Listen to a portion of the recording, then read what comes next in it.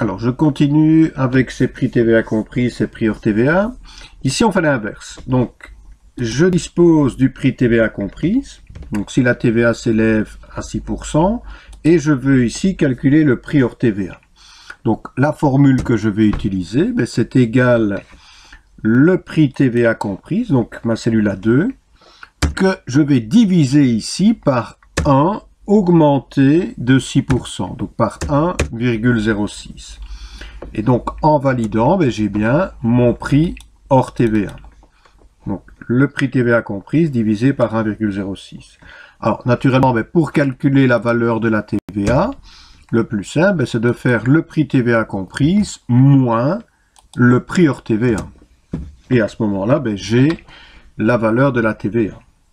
Maintenant, si je dois directement calculer la valeur de la TVA, si j'ai le prix TVA comprise, ce que je dois faire, c'est ma cellule A2 que je divise par 1,06, ce qui me permettra ça d'obtenir le prix hors TVA. Et comme j'ai le prix hors TVA, je multiplie ça ensuite par 6%, par 1,06.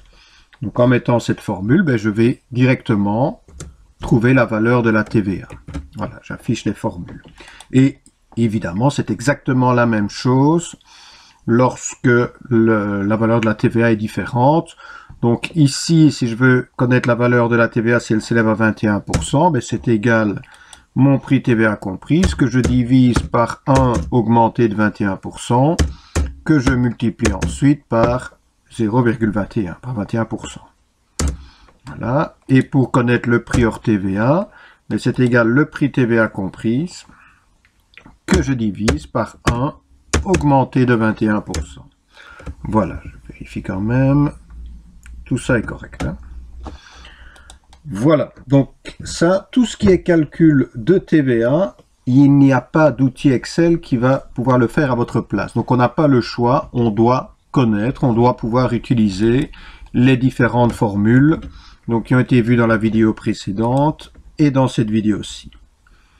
Voilà.